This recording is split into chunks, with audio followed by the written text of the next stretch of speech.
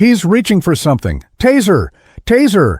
The security guard's panicked shout echoed through the sterile airport terminal, followed by the sickening crackle of electricity. Arthur Finch, 72, a retired Air Force colonel, cried out as the barbs hit his body, convulsing. The small bouquet of wilted airport roses he'd been holding for his wife of 50 years scattered across the polished floor.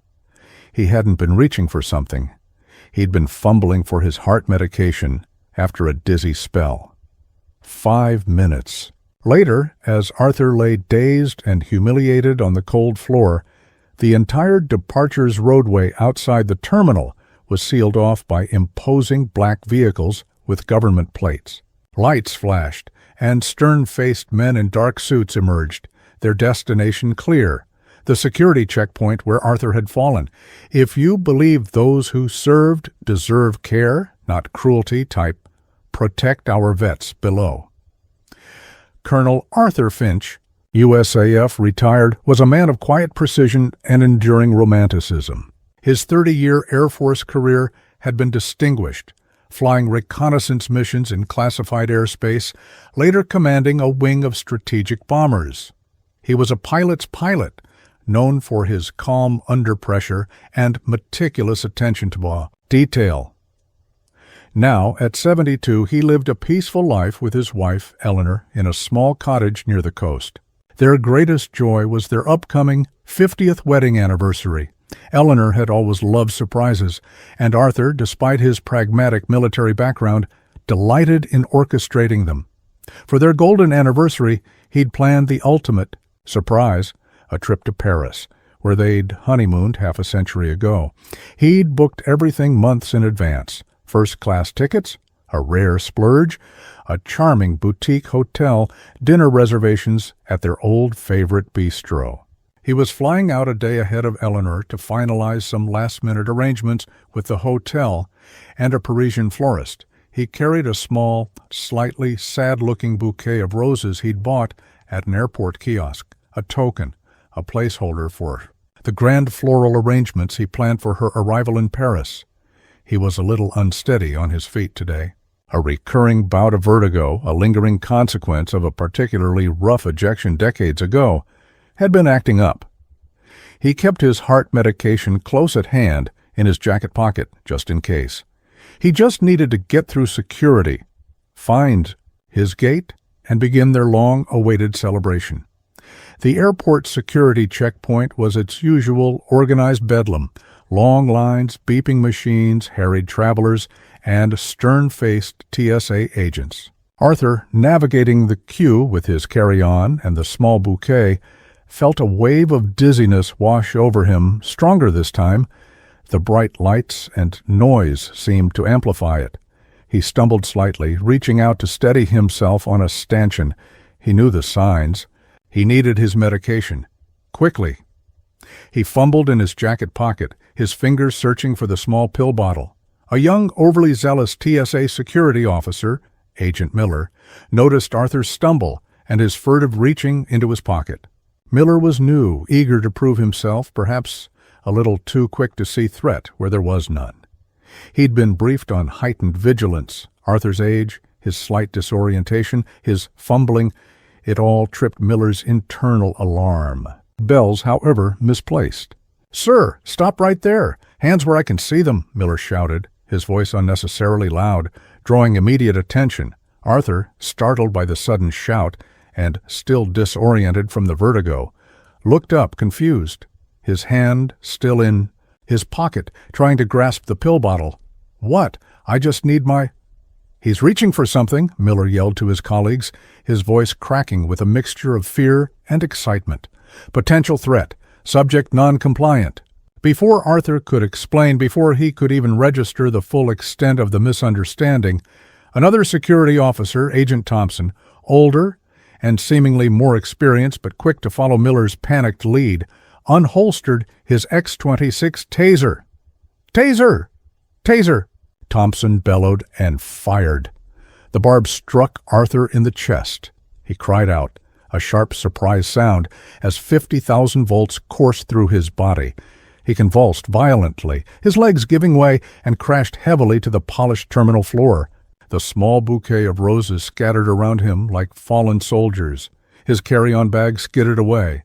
The world dissolved into a blinding, agonizing kaleidoscope of pain and confusion. Arthur lay on the cold floor, his body twitching, a low moan escaping his lips. The acrid smell of burnt air from the taser filled his nostrils. Above him, he could hear panicked shouts, the sound of running feet, the crackle of radios. Agent Miller stood over him, weapon still drawn, though not his firearm. Adrenaline pumping. Agent Thompson was already calling for medical and a supervisor. Passengers screamed. Others pulled out their phones to record the shocking scene. The subject neutralized, Miller barked into his radio, as if he'd single-handedly stopped a major terrorist incident, not just tased an elderly man reaching for his heart medication. A supervisor, a weary-looking woman named Ms. Jenkins, rushed to the scene. "What happened here, Miller?" "Subject was acting erratically, ma'am," Miller reported, his voice still high-pitched. "Stumbled, reached into his pocket, refused commands to show his hands. We perceived a potential threat." Ms. Jenkins looked down at Arthur, at the scattered roses, at the VA ID card that had fallen from his pocket during the fall, now lying face up beside him. She saw the name, "Call Arthur Finch, USAF, ready hit points." Her eyes widened almost imperceptibly. She'd seen that name before, on a list of distinguished VIPs who occasionally traveled through the airport. A list that usually came with instructions for expedited and courteous handling. She knelt beside Arthur, carefully avoiding the taser wires. "Sir, can you hear me? Are you all right?" Arthur groaned, trying to focus. "My medication. Heart, Ms." Jenkins spotted the small pill bottle that had also fallen from his pocket. She picked it up, read the label. Nitroglycerin. Her face paled further. She looked up at Miller and Thompson with an expression of dawning horror. He was reaching for it. "His heart medication," she said, her voice barely a whisper. "You tased a 72-year-old man, a retired Air Force colonel, while he was having a medical episode and trying to take his prescribed nitroglycerin." Miller and Thompson stared, the full weight of their catastrophic misjudgment beginning to crash down on them, while Ms. Jenkins was calling for airport paramedics and trying to manage the increasingly chaotic scene. A quiet, unassuming man in a gray suit who had been observing the incident from a nearby gate area made a discreet call on a secure satellite phone. He spoke in low, clipped tones, using code words and call signs that would have meant nothing to a civilian listener. He mentioned Colonel Finch's name, the taser incident, the specific airport and terminal, and a priority code, Pegasus downfall. The call was very short. Within 3 minutes of the Pegasus downfall call, things began to happen with extraordinary speed, far beyond the usual airport emergency response. Airport operations received an urgent, encrypted directive from a high-level federal agency they didn't even know had direct oversight capability.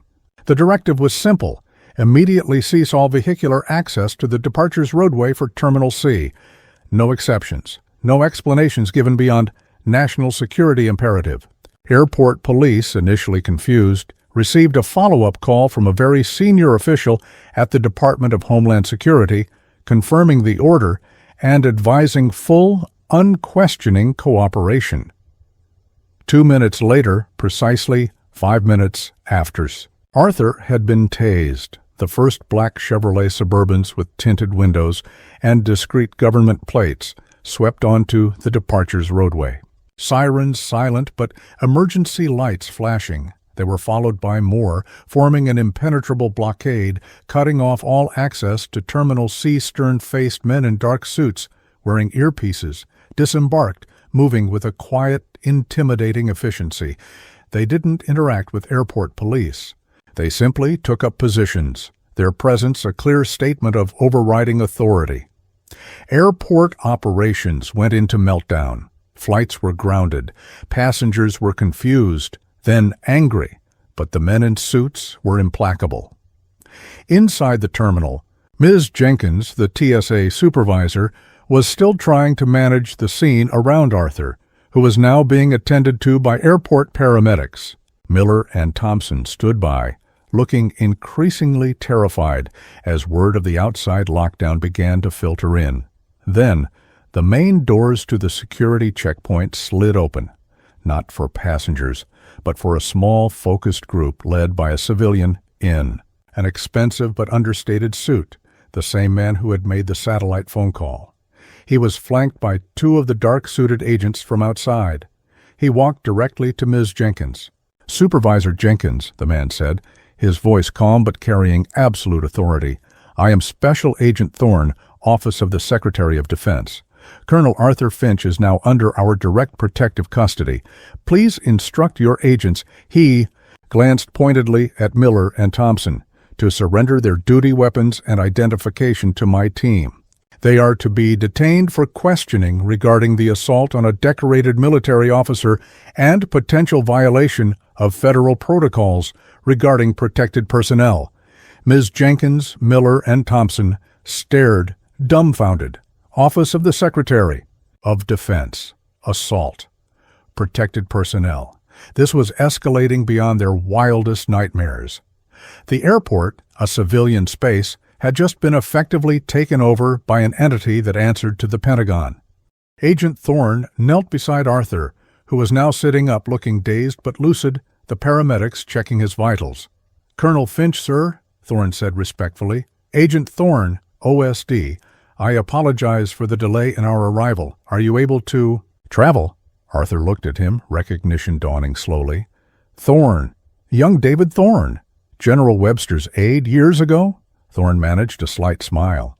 "The same, sir, though a little less young now. We received word of this incident. Unacceptable. Doesn't begin to cover it." He gestured to the paramedics. "Is he cleared for immediate transport?" "Vitals are stabilizing, but he needs a full cardiac workup given his history and the taser exposure," one of the paramedics replied.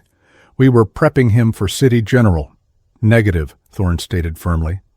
"He'll be transported to Walter Reed National Military Medical Center via priority air medevac. My team is making arrangements now. His personal physician there has already been alerted. Walter Reed, air medevac." The paramedics exchanged stunned glances. This was far beyond a typical airport medical call. Ms. Jenkins, the TSA supervisor, approached Agent Thorne, her face pale. "Agent Thorne, my officers, they made a mistake. A terrible mistake. But they perceived a threat." "Your officers, madam," Thorne cut her off, his voice like ice. "Tased an 85-year-old decorated combat pilot, a Medal of Honor nominee, who was reaching for his heart medication after he stumbled due to vertigo. Their perception was catastrophically flawed, their training clearly inadequate, and their actions reckless and potentially lethal." He straightened, his tone brooking no argument. "The Department of Defense takes the welfare of its distinguished retirees, especially those with Colonel Finch's record and medical vulnerabilities, extremely seriously. This airport and your agency's procedures here will be undergoing a full top-to-bottom security and protocol review, commencing immediately. Expect investigators from multiple federal agencies." He then turned his attention to Miller and Thompson, who looked like they were about to be sick. "As for you two, you will be extensively debriefed, and I strongly suggest you secure legal counsel." The casual, almost bored way he delivered this last piece of advice was more terrifying than any shout. The power shift was absolute. The local safety, airport security, moments before holding all the cards, were now facing the full, unblinking might of a Pentagon-level intervention. Arthur, though still shaken, felt a grim sense of vindication. He hadn't asked for this, hadn't wanted it, but the response, when it came, was a testament to a promise kept, a brotherhood that extended beyond active duty. The incident at Gate C, Terminal 3, became a case study in multiple agencies for years to come. Colonel Arthur Finch was airlifted to Walter Reed, where he made a full recovery, though the emotional shock lingered. He did make it to Paris a few weeks later than planned, with Eleanor by his side. This time with a discreet but highly effective security detail arranged by Agent Thorne's office, ensuring his journey was utterly without incident. The TSA agents, Miller and Thompson, faced a rigorous internal investigation, federal questioning, and were ultimately dismissed. Their careers in law enforcement over. TSA implemented new mandatory training nationwide on de-escalation techniques, recognizing medical episodes and specific protocols for interacting with elderly and disabled travelers, particularly veterans. Supervisor Jenkins kept her job, but her performance was under intense scrutiny.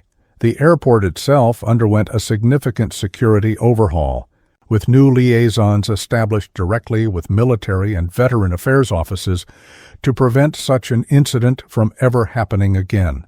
Arthur never sought publicity, never spoke of it beyond the official debriefs, but the story, in hushed tones, circulated how an Air Force colonel, on his way to celebrate a lifetime of love, was felled by a taser for needing his heart pills, and how, within minutes, the quiet power of a system designed to protect its own roared to life, shutting down a major airport artery to ensure one of its heroes was cared for, and that those who had wronged him were held accountable. It was a stark reminder that true security isn't just about identifying threats, but also about recognizing vulnerability and protecting those who have already given so much in service.